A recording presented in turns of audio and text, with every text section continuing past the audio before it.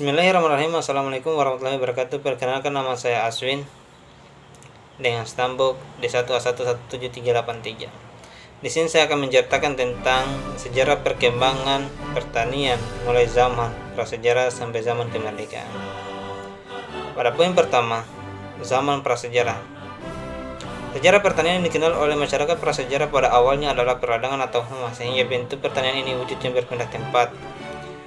Pada saat itu, masyarakat mulai mengembangkan sistem persawahan sehingga tidak lagi bergantung pada hama dan berusaha mengatasi kesuburan tanahnya melalui pengolahan tanah, irigasi, dan pemupukan. Sistem persawahan itu dikenal oleh masyarakat prasejarah Indonesia pada masa Neolitikum, karena pada masa tersebut kehidupan masyarakat sudah menetap dan teratur. Pada masa Perundagian, sistem persawahan mengalami perkembangan mengingat adanya spesialisasi atau pembagian tugas berdasarkan keahliannya, sehingga masyarakat prasejarah semakin mahir dalam persawahan. Berdasarkan bukti-bukti peninggalan artefak, para ahli prasejarah saat ini bersepakat bahwa praktik pertanian pertama kali berawal di daerah Bulan Sabit yang subur di Mesopotamia sekitar 8000 sebelum Masehi. Pada poin kedua, zaman penjajahan. Zaman penjajahan Belanda pada tahun 1830, pada saat pemerintahan penjajah hampir bangkrut setelah terlibat Perang Jawa Terbesar atau Perang Diponegoro sekitar tahun 1825 sampai 1830. Gubernur Jenderal Judo mendapat izin khusus melaksanakan sistem tanam paksa atau culture still dengan tujuan utama mengisi kas pemerintahan jajahan yang kosong atau menutup defisit anggaran pemerintah jajahan. Sistem tanam paksa berangkat dari asumsi bahwa desa-desa di Jawa berutang sewa tanah kepada pemerintah yang biasanya diperhitungkan senilai 40% dari hasil panen utama desa yang bersangkutan. Van den Bosch ingin setiap desa mengisikan sebagian tanahnya untuk ditanam komoditi ekspor ke Eropa seperti kopi, tebu, dan nila.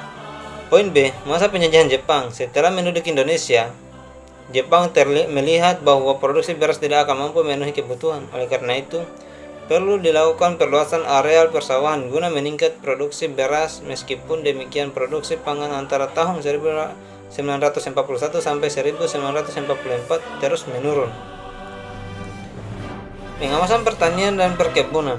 Pelaksanaan pertanian diawasi secara ketat dengan tujuan untuk mengendalikan harga barang, terutama beras. Hasil pertanian diatur sebagai berikut: 40% untuk petani, 30% harus dijual kepada pemerintah Jepang dengan harga yang sangat murah, dan 30% harus diserahkan ke lumbung desa. Ketentuan itu sangat merugikan petani, dan yang berani melakukan pelanggaran akan dihukum berat. Pada poin ketiga, zaman kemerdekaan. Perkembangan pertanian di Indonesia saat ini sangat memprihatinkan. Selain berbagai ancaman akibat bencana alam dan perubahan iklim, pertanian juga terancam oleh kerusakan tanah yang makin mengeras karena intensifikasi penggunaan pupuk.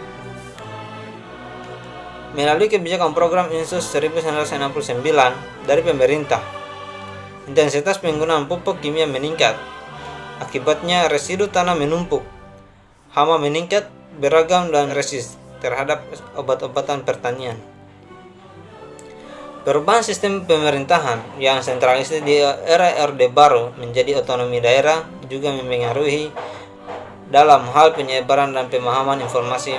Maka yang terpenting adalah komunikasi program antara pusat dan daerah.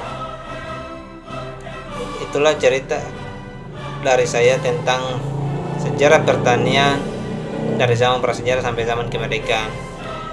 Lebih dan kurangnya mohon dimaafkan. Sekian dan terima kasih.